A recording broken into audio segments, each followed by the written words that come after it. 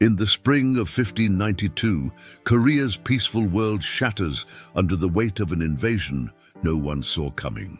158,000 Japanese warriors surge across the sea in a massive fleet that blackens the horizon with sails. Armed with European firearms and battle-hardened from decades of civil war, they devour Korean cities with terrifying speed and overwhelming force. Within just 3 weeks of landing, the capital falls. The king flees northward in panic, and the entire nation teeters on extinction. Yet from this abyss of despair and defeat emerges something extraordinary, something the confident invaders never anticipate or prepare to face. Confucian scholars who spent their lives studying ancient texts suddenly trade their delicate brushes for swords and organize resistance movements. Peasants and Buddhist monks transform themselves into fierce guerrilla fighters, launching devastating ambushes against Japanese supply lines throughout the countryside. A disgraced admiral named Yi Sun-sin builds revolutionary warships covered in iron spikes and fearsome dragon heads that will change naval warfare. This documentary reveals the untold story of Korea's Imjin War, a conflict that lasted 7 brutal years and reshaped East Asia. Not just a tale of desperate battles, but of hidden geniuses who weaponized their knowledge to save their homeland from destruction. Of volunteer armies that appear from nowhere like ghosts, disrupting enemy supply lines and spreading chaos among the Japanese ranks. Of a young prince named Gwanghaegun who becomes a wartime leader while his father the king hides in distant mountains. Welcome to the story of how Korea's scholars became its saviors, transforming learning into lethal strategy against overwhelming odds. How intelligence networks and ironclad turtle ships defeated a superior invasion force that had conquered most of the peninsula in weeks. How a nation on the brink of annihilation turned survival into legacy, creating military innovations still studied by historians today. If you find this documentary useful and informative, please like and subscribe to Unleash Facts to support our continuing work. The year is 1392, and General Yi Sun-sin seizes power from the crumbling Goryeo dynasty in a military coup. He establishes Joseon, a new kingdom built on radical Neo-Confucian principles that will govern Korea for over 500 years. For 2 centuries, this Confucian state flourishes in unprecedented peace, becoming one of East Asia's most sophisticated and stable civilizations. The yangban scholar officials govern through rigorous civil service examinations, testing deep knowledge of classical Chinese texts and Confucian philosophy. They create movable metal-type decades before Gutenberg, astronomical instruments of remarkable precision, and Korea's ingenious phonetic alphabet called Hangul. King Sejong the Great oversees this golden age of learning and innovation during the 15th century, commissioning remarkable scientific advances. But by the late 16th century, dangerous complacency has set in among Korea's educated elite who believe their superiority is permanent. The military deteriorates into a poorly trained force, while scholars debate abstract philosophy in private academies rather than practical defense matters. Korea enjoys prosperity and cultural refinement, but its defenses crumble from 200 years without major war or serious external threats. Across the sea, Japan undergoes violent transformation as warlords fight for supremacy in a century of brutal civil war called Sengoku. After decades of bloodshed, Toyotomi Hideyoshi unifies the fractured archipelago through military genius, cunning diplomacy, and utterly ruthless political maneuvering. The peasant who became supreme warlord dreams of conquering Ming China itself, planning an invasion that would dwarf all previous Asian wars. His audacious plan requires marching his massive armies through Korea as a land bridge to reach the vast Chinese continent. In 1590, Hideyoshi sends official envoys to the Korean court demanding immediate submission and free passage for his troops. Korean officials, viewing Japan as culturally inferior and militarily insignificant, dismiss his threatening demands as empty bluster from an upstart warlord. They compare his grandiose demands to common pirate raids that occasionally harass coastal villages, not serious invasion by a unified nation. This fatal miscalculation stems from 2 centuries of Korean diplomatic superiority within the Chinese tribute system and cultural arrogance toward Japan. Within the tribute system, Korea holds prestigious position second only to Ming China itself, enjoying special relationship and cultural respect. Japanese requests for passage through Korean territory seem absurd to Confucian officials who view Japan as backward and eternally divided. The royal court in Hanyang debates endlessly in committee, but prepares absolutely nothing for defense, trusting diplomacy will resolve everything. A few prescient voices warn of imminent danger, but the yangban factions, consumed by internal political rivalry, drown them out completely. Scholar official Yu Seong-ryong recognizes the existential threat, but cannot mobilize meaningful preparations against entrenched factional interests, blocking military reforms desperately needed. Meanwhile, Korean envoys returning from Japan report seeing disciplined armies, advanced firearms, and battle-ready commanders eager for conquest and glory. Their urgent warnings fall on deaf ears as court factions debate philosophical points while ignoring the practical reality gathering across the sea. Here lies the shocking twist that challenges our understanding of this war and its deeper meaning for Korean civilization and culture. The invasion succeeds not because Japanese forces possess overwhelming superiority, but because Korea's scholarly elite has forgotten how to fight wars. 2 centuries of peace and cultural achievement have created a nation brilliant in philosophy, but blind to military necessity and preparation. The scholars who prided themselves on mastering ancient texts had never studied the art of war they would soon desperately need. On April 13, 1592, Japanese forces land at Busan, Korea's southern port, beginning an invasion of unprecedented scale in Asian history. Commander Konishi Yukinaga leads the 1st Division ashore, followed by wave after wave of battle-hardened samurai eager for conquest and plunder. The Korean fortress at Busan falls within hours as defenders armed with bows face Japanese arquebuses firing in devastating coordinated volleys. Fortress commander Jongbal dies fighting desperately, but his untrained garrison cannot withstand the firepower and tactical discipline of Hideyoshi's veterans. Within days, Dongnae Fortress falls too, as Japanese forces sweep northward like an unstoppable tidal wave, consuming everything before them. The speed of collapse shocks everyone, revealing how completely Korea's military has deteriorated during 2 centuries of peaceful scholarly governance. Korean soldiers have no experience with firearms, no training in coordinated formations, and commanders who have never seen actual combat. Court officials finally realize their catastrophic error, but mobilization orders arrive too late to organize effective defense of the invasion routes.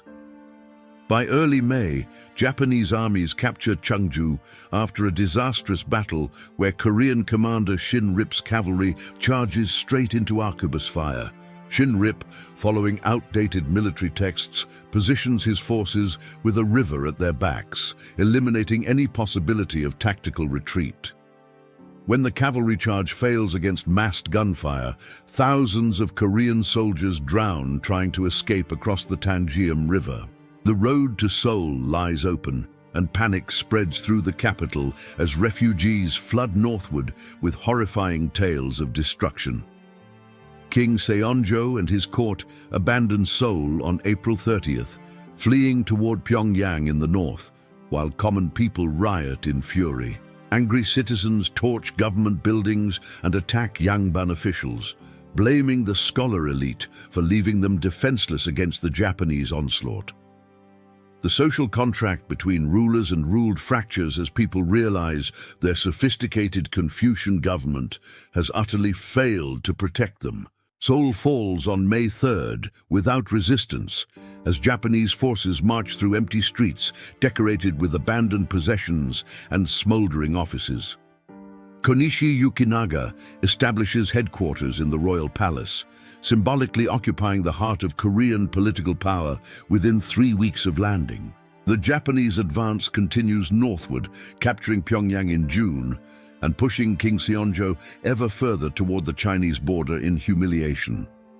By midsummer, Japanese forces control most of the Korean peninsula, from Busan in the south to the northern provinces near Manchuria. Hideyoshi's commanders begin establishing occupation governments, planning to use Korea as a permanent base for the eventual conquest of Ming China.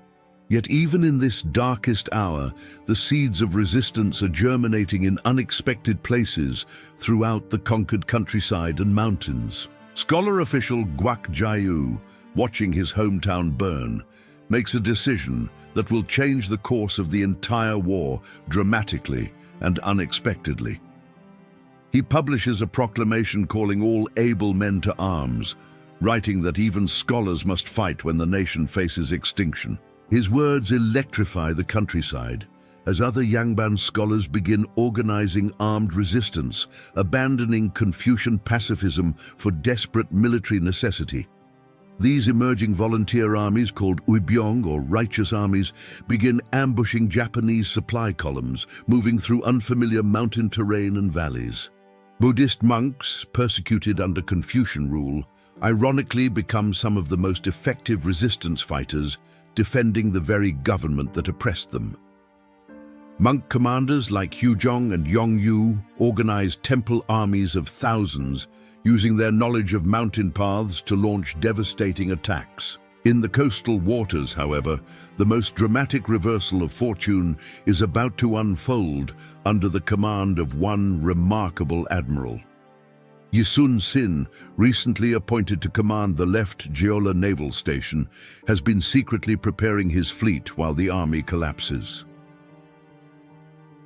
On May 7, 1592, Admiral Yi Sun-sin receives urgent orders to sail and intercept the Japanese fleet threatening Korea's southern coast. Leading just 24 warships against an enemy navy of hundreds, Yi demonstrates the tactical genius that will make him history's greatest commander.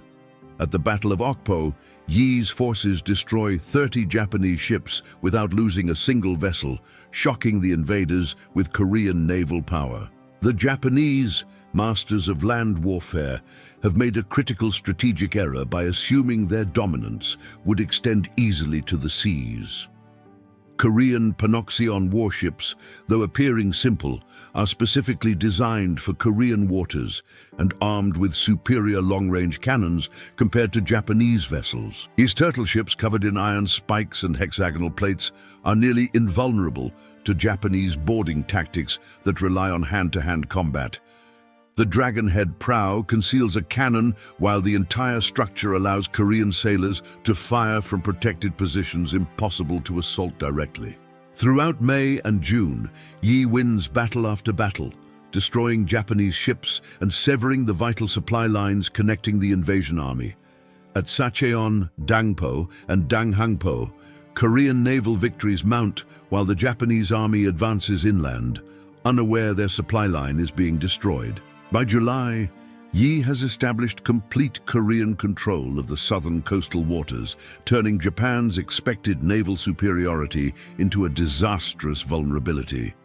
The turtle ships become legendary as they ram enemy vessels, fire cannons from multiple angles, and emerge from every engagement virtually undamaged. Japanese commanders, accustomed to boarding enemy ships with samurai warriors, find themselves helpless against vessels they cannot even approach without being sunk. On land, the righteous armies grow in strength and boldness, launching increasingly effective attacks against Japanese garrisons and supply convoys throughout territory. Gwak Jae-woo's forces ambush Japanese units in Gyeongsang province, using knowledge of local terrain to strike and disappear before the enemy responds.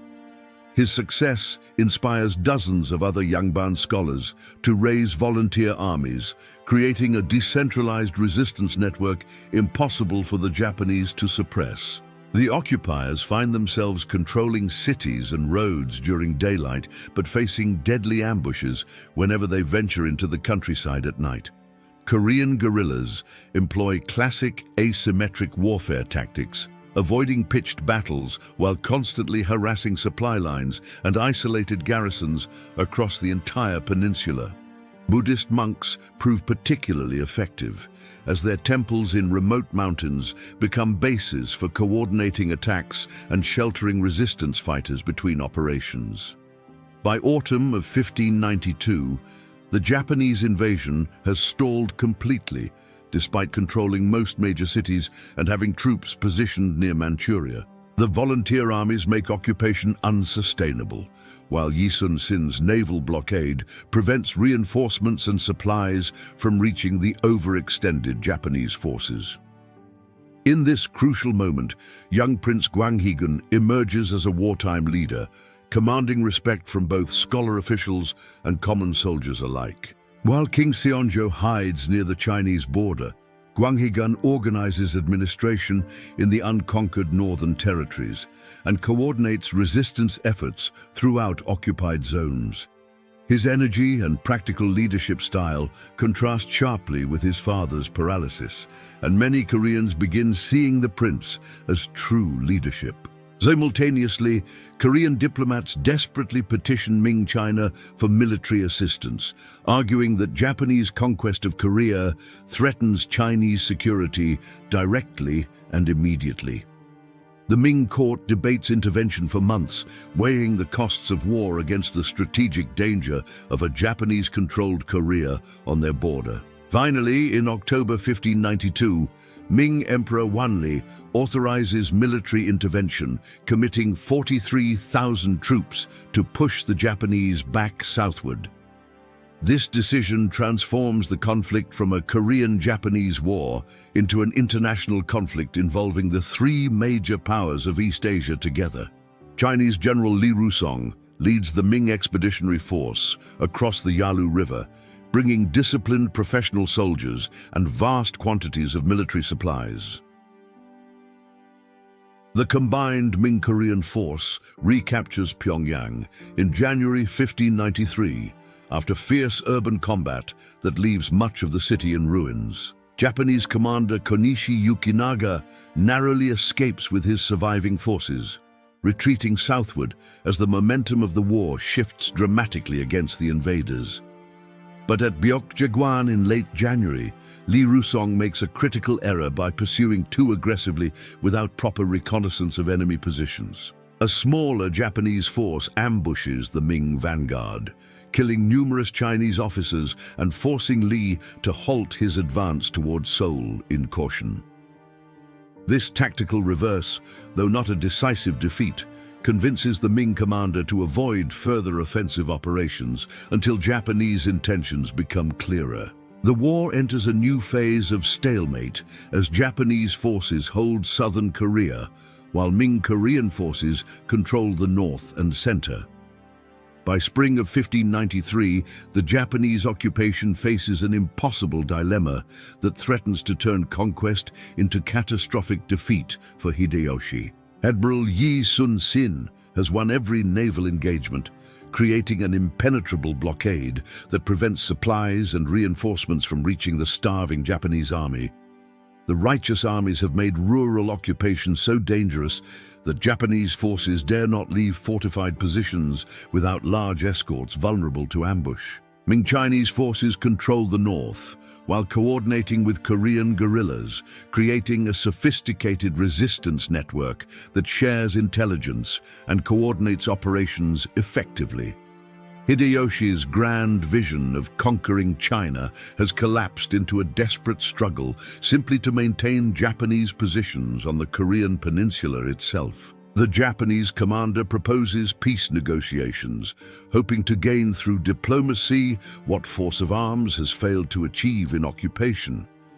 But these negotiations, lasting from 1593 through 1595, are built on mutual deception that ultimately ensures war's resumption rather than peace. Japanese envoys tell Hideyoshi that Ming has agreed to his demands, including Chinese recognition of Japanese conquest and trading rights throughout Asia. Meanwhile, they tell Ming negotiators that Hideyoshi seeks only peaceful trade relations and will withdraw all forces from the Korean peninsula completely.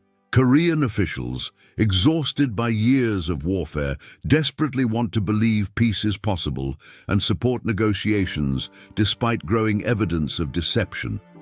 The ceasefire period allows Japanese forces to consolidate their positions in southern Korea while pretending to prepare for eventual withdrawal to Japan. They fortify coastal positions at Busan, Ulsan, and other strategic ports, building Japanese-style castles that can withstand both artillery and prolonged siege. During this deceptive peace, Korean society begins recovering from the initial shock of invasion, but the trauma has fundamentally transformed the nation. The old certainties of Confucian scholarship as the highest virtue have been shattered by the reality that military prowess saved Korea. Admiral Yi Sun-sin, though celebrated for his victories, faces jealous rivals at court who resent his popularity and spread false accusations against him. In a shocking miscarriage of justice, Yi is arrested in 1597, tortured and demoted to common soldier by factional enemies. His replacement, Gwanghaegun, possesses neither Yi's tactical genius nor his understanding of Korean naval warfare's unique requirements and strategic possibilities. Meanwhile, the false peace collapses when Ming envoys arrive in Japan, expecting Hideyoshi to accept Chinese emperor's appointment as King of Japan. Hideyoshi, discovering the extent of diplomatic deception, explodes in rage at what he perceives as unforgivable insults to Japanese sovereignty and dignity. In January 1597, he orders a second invasion even larger than the first, mobilizing 141,000 troops for renewed conquest. This time, Japanese commanders have learned from their mistakes, bringing better logistics, improved fortifications, and revised strategies that account for Korean resistance. The second invasion begins in February 1597, with massive Japanese landings that quickly overwhelm the southern coast once again with overwhelming force. Korean forces, believing peace negotiations would succeed, are caught unprepared as Japanese armies surge inland from Busan in a devastating coordinated offensive. The situation grows desperate as Gwanghaegun, commanding the Korean Navy, makes catastrophic tactical errors that Yi Sun-sin would never have committed. In July 1597, Won leads the entire Korean fleet into a trap at Chilcheonryang, where Japanese forces ambush and destroy most vessels.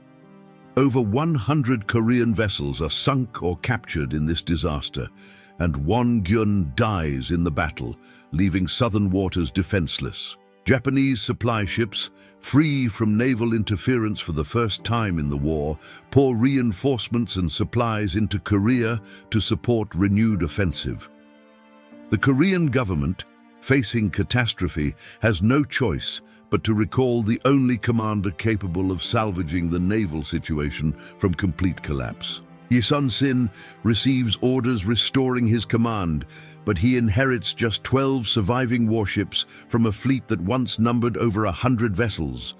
Court officials expect him to retreat to the safety of protected harbors, preserving his tiny force while conceding control of the coastal waters. But Yi refuses to abandon the strategic initiative, even with overwhelming odds against survival, let alone victory in any meaningful naval engagement. He writes to the king declaring that as long as he lives and commands even a single warship, the Japanese Navy will not pass. In September 1597, Yi positions his 12 ships at the narrow Myeongnyang Strait, where geography will offset Japanese numerical superiority dramatically. he faces 133 Japanese warships in what seems like suicidal defiance, but Yi has calculated every detail of this desperate gamble. The strong tidal currents in the narrow strait will disrupt enemy formations, preventing the Japanese from bringing their full numerical strength to bear. Korean ships can hold position in the current through superior seamanship, while Japanese vessels struggle to maintain control in the treacherous waters. On September 16, 1597, the Battle of Myeongnyang begins as 133 Japanese warships enter the narrow strait with confidence. Admiral Yi Sun-sin's 12 ships form a defensive line, using the narrowness of the passage to face only a fraction of the enemy fleet. He personally commands the lead vessel, inspiring his outnumbered sailors with his presence and absolute confidence in their ability to achieve the impossible. As the first Japanese ships approach, Korean cannons open fire with devastating accuracy, sinking vessels and throwing the enemy formation into chaos. The treacherous tidal currents work exactly as Yi predicted, causing Japanese ships to collide with each other while struggling to maintain formation and coordination.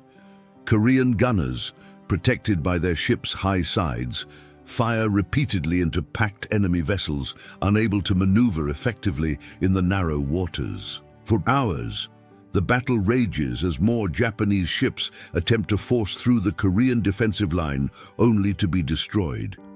Yi's flagship takes direct hits but continues fighting as the admiral directs fire and maneuvers with the precision of a master conducting war. When a Japanese ship attempts to ram Yi's vessel, Korean sailors repel the attack with arrows and spears, while cannons blast them apart. The battle reaches its climax when the tide suddenly reverses, creating a powerful current that pulls Japanese ships backward against their will. Enemy vessels, already damaged and disorganized, lose control completely as the current sweeps them southward, away from the Korean defensive position dramatically.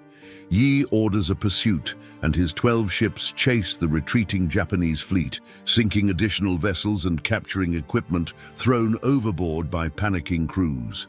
By day's end, the Japanese have lost 31 ships destroyed and dozens more damaged, while Yi's fleet remains intact with minimal casualties.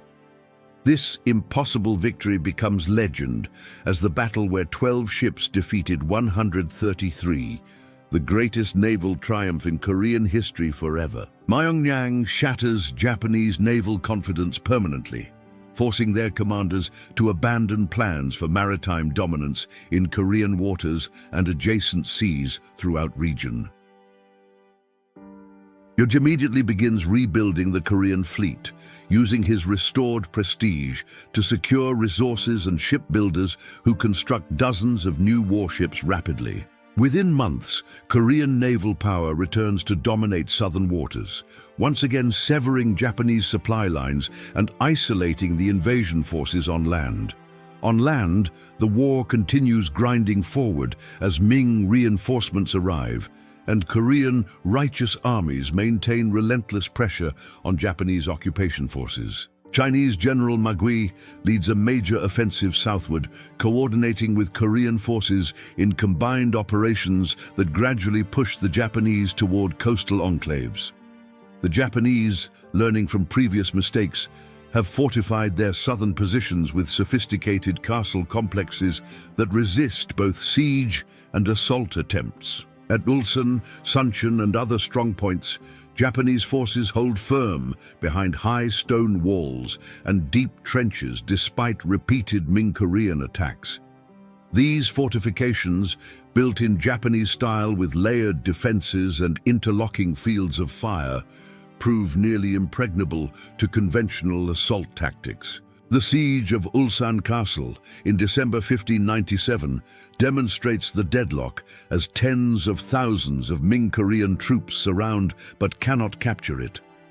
Japanese commander Kato Kiyomasa and his garrison endure starvation and bombardment for months, but hold out until relief forces break the siege. Back in Japan, Toyotomi Hideyoshi grows increasingly isolated and paranoid, obsessed with his failing Korean campaign and deteriorating health from unknown illness. His orders grow more erratic as he demands victories his commanders cannot deliver without supplies that Yi Sun-sin's navy prevents from arriving. In August 1598, Hideyoshi dies at age 62, though Japanese officials conceal his death temporarily to prevent morale collapse among troops. The Council of Five Elders, who govern in his infant son's name, immediately orders complete withdrawal from Korea to consolidate power in Japan. Japanese commanders receive secret instructions to evacuate all forces by year's end, abandoning 7 years of conquest and thousands of casualties for nothing. But they must extract their armies while under attack from Ming Korean forces, eager to annihilate the withdrawing invaders rather than let them escape. At Myeongnyang Strait, on November 19, 1598, Admiral Yi Sun-sin fights his final battle to intercept retreating Japanese forces at sea. Leading a combined Korean-Chinese fleet, Yi attacks over 500 Japanese ships, attempting to escape through the strait under cover of darkness. The night battle erupts in chaos as ships collide, cannons flash in the darkness, and thousands of sailors fight desperately in close quarters. Yi directs the battle from his flagship, coordinating Allied ships despite the darkness and confusion of combat involving hundreds of vessels simultaneously. At the height of battle, a Japanese arquebus bullet strikes Yi in the chest, mortally wounding Korea's greatest admiral in his moment of triumph. Dying, Yi orders his subordinates to conceal his death and continue the battle using his war drum and flags to maintain command authority. His nephew Yi Wan and officers honor his final command, hiding the admiral's body while continuing to issue orders in his name. The fighting continues until dawn, when the remaining Japanese ships flee southward after losing over 200 vessels to the coordinated Allied assault. Only after the enemy retreats do Korean sailors learn that their invincible admiral has fallen, dying victorious but never knowing complete final triumph. Yi Sun-sin's death at age 53 in his final battle becomes the defining moment of Korean military history and national sacrifice forever. When news of Admiral Yi Sun-sin's death reaches the Korean court, the entire nation plunges into profound mourning for its greatest hero. King Seonjo, who had shamefully demoted Yi just 2 years earlier, now eulogizes him as the savior of the kingdom and dynasty completely. The king grants Yi posthumous promotion to the highest military rank and orders state honors typically reserved only for royalty or great scholars. Common people across Korea weep openly for the admiral, recognizing that his sacrifice and genius saved them from permanent subjugation under Japanese rule. By December 1598, the last Japanese forces evacuate from Busan, leaving behind fortifications and countless unmarked graves across the Korean countryside. The human cost is staggering, with estimates suggesting 1 million Koreans died from combat, starvation, disease, and the brutal chaos of prolonged occupation. Entire regions lie devastated, with villages burned, rice paddies neglected, and irrigation systems destroyed by years of armies marching back and forth. The yangban class, though vindicated by the righteous armies, has lost much of its moral authority after failing so completely to protect the nation. Buddhist monks, who saved Korea despite centuries of persecution under Confucian rule, gain renewed respect, though not official rehabilitation or restored lands. The war leaves Korea economically devastated, demographically depleted, and politically exhausted after 7 years of continuous combat operations and foreign occupation throughout peninsula. The Ming Dynasty, though victorious, has bankrupted its treasury, paying for the massive military intervention that strained Chinese resources to the breaking point. Historians estimate Ming spent equivalent of several years' entire state revenue on the Korean campaign. contributing to the dynasty's eventual collapse decades later. Japanese forces return home having gained nothing from 7 years of warfare except casualties, expense, and bitter lessons about overconfident military expansion. Hideyoshi's dream of continental empire dies with him, and Japan turns inward under new Tokugawa leadership, seeking stability rather than further conquest. Yet the cultural devastation extends beyond mere statistics, as Japanese forces systematically looted Korean cultural treasures, books, and kidnapped skilled artisans. Thousands of Korean potters are forcibly transported to Japan, where their ceramics techniques revolutionize Japanese pottery and create new artistic traditions still celebrated.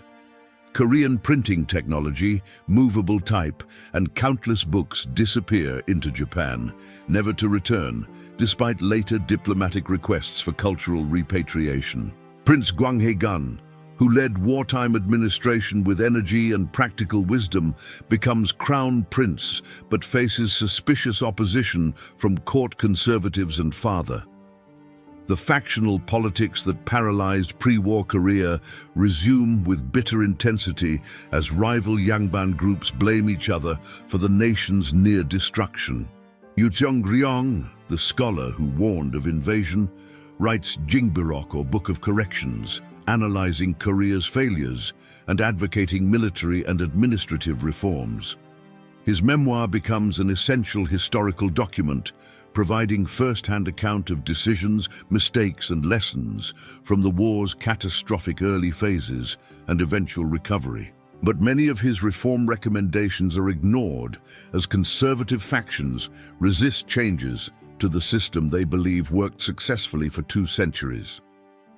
The turtle ships, Yi Sun-sin's revolutionary weapons, are carefully preserved and studied by the Joseon government as symbols of Korean military innovation and genius. Yet without Yi's tactical genius to employ them, later Korean navies never achieve the same decisive naval dominance demonstrated during the Imjin War. The righteous armies disband as yangban leaders return to civilian life, though many veterans form local defense organizations that persist for decades afterward. Korea's society has been fundamentally transformed as common people who fought as equals alongside yangban now question the rigid social hierarchy that Confucianism demands. Relations with Ming China grow more complex as Koreans feel both gratitude for military assistance and resentment at Chinese demands for tribute and subservience. The war creates a Korean identity more distinct from China, as the nation recognizes it survived through its own resistance efforts, not Chinese intervention. Admiral Yi Sun-sin becomes the central figure of Korean military pantheon, a symbol of incorruptible dedication, tactical genius, and ultimate sacrifice for nation. The Imjin War's impact resonates through Korean history for centuries, fundamentally reshaping how Koreans understand their national identity and cultural resilience against aggression. Admiral Yi Sun-sin's legacy grows with each generation, as Koreans facing later crises invoke his name as symbol of resistance and victory. During Japanese colonial occupation in the 20th century, Yi becomes a forbidden symbol of Korean military prowess that contradicts Japanese claims of superiority. Korean nationalists secretly celebrate Yi's victories as proof that Korea defeated Japan historically, despite current occupation by the very same nation. After liberation in 1945, Yi Sun-sin is elevated to supreme national hero status with statues, memorials, and his image on currency. The turtle ship becomes Korea's most famous historical symbol, appearing in textbooks, movies, and reconstructions that demonstrate Korean technological innovation and genius. Modern South Korean Navy names its most advanced destroyers after Yi Sun-sin, continuing his legacy into contemporary military tradition and national defense strategy. His victory ratio, never losing a battle despite often facing overwhelming numerical odds, remains unmatched by any admiral in recorded naval warfare history. The righteous armies establish a tradition of civilian resistance that influences later Korean independence movements and guerrilla warfare against foreign occupation throughout history. Their example shows that Korean resistance to invasion comes not just from government, but from the people themselves defending their homeland and culture. For Japan, the Imjin War's failure convinces the new Tokugawa shogunate to abandon continental ambitions and focus on domestic stability for 2 centuries. This isolation policy, partly based on lessons learned from the Korean disaster, shapes Japanese development until Western powers force opening in mid-19th century. Ming China's bankruptcy from the Korean intervention contributes to internal weaknesses that Manchu invaders exploit when they overthrow the Ming Dynasty in 1644. The Joseon Dynasty survives all these catastrophes, continuing until 1910, making it one of the longest-lasting Confucian kingdoms in East Asian history.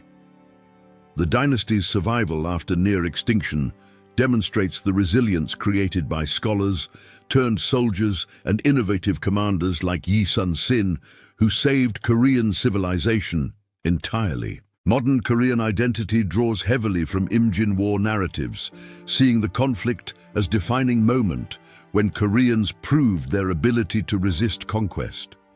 The debate about whether Korea saved itself or was saved by China reflects broader questions about Korean historical agency versus foreign influence.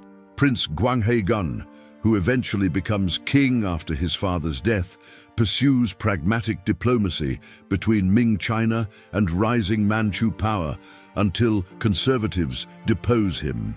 His pragmatism, learned during the Imjin War, clashes with conservative yangban ideology that demands absolute loyalty to Ming regardless of practical consequences. The Joseon Dynasty's secret war reveals profound lessons about how knowledge becomes power when scholars transform learning into practical action for survival. The yangban who raised righteous armies did not abandon Confucian principles, but rather fulfilled them by protecting the people they were morally obligated. Admiral Yi Sun-sin embodies the Confucian ideal of the scholar warrior, a man who studied strategy as thoroughly as any yangban studied classics.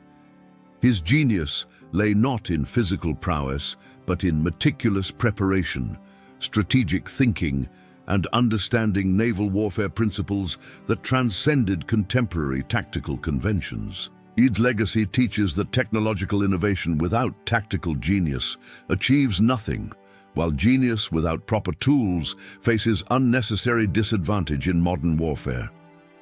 The Imjin War reveals how quickly military unpreparedness can undo centuries of cultural achievement when a nation grows complacent about external threats. Korea's sophisticated civilization nearly perished because scholars believed their cultural superiority made them invulnerable to attacks from supposedly inferior neighboring powers and civilizations. For contemporary audiences, the Imjin War offers insights into asymmetric warfare, where weaker forces use unconventional tactics to offset enemy strengths and vulnerabilities. Yi Sun-sin's naval campaigns demonstrate timeless principles of defensive warfare, using geography, intelligence, and tactical positioning to defeat numerically superior enemy forces. The Imjin War stands as one of East Asia's most consequential conflicts, reshaping Korea, Japan, and China in ways that echoed for centuries. From the ashes of invasion emerged a Korean national consciousness forged in resistance, innovation, and the realization that survival demands eternal vigilance. Admiral Yi Sun-sin's 23 naval victories without a single defeat remain unmatched in military history, testament to genius, preparation, and unwavering dedication. The righteous armies demonstrated that a nation's true strength lies not in its government alone, but in its people's willingness to defend homeland. The turtle ships symbolize how technological innovation, combined with tactical brilliance, can transform defensive warfare and offset overwhelming numerical odds through strategic intelligence. Korea's scholars proved that learning's highest purpose is not abstract contemplation, but serving the nation when crisis demands transformation from peaceful study. This documentary has revealed the untold story of how Korea survived its darkest hour through hidden geniuses who weaponized knowledge against overwhelming force, how volunteer armies appeared from nowhere to fight an enemy that controlled most of the peninsula within weeks of landing on Korean shores, how one admiral with 12 ships defeated 133 enemy vessels through tactical genius that exploited geography and understood naval warfare principles. The Imjin War teaches us that cultural achievement means nothing without the strength to defend it, yet military power without purpose serves no goal. Korea's experience reminds every nation that complacency is civilization's greatest enemy, that peace cannot be taken for granted and vigilance remains eternally necessary. Yi Sun-sin's legacy transcends Korea, offering timeless lessons about leadership, preparation, innovation, and the sacrifice that defending principles sometimes demands from individuals. The secret war was fought not just with swords and ships, but with intelligence, organization, and the determination of a people refusing to surrender.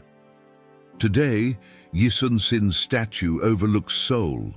His turtle ships are reconstructed in museums, and his diary is studied by military strategists worldwide. The scholars who became soldiers returned to their books, but Korea never forgot that learning and martial prowess together saved their civilization.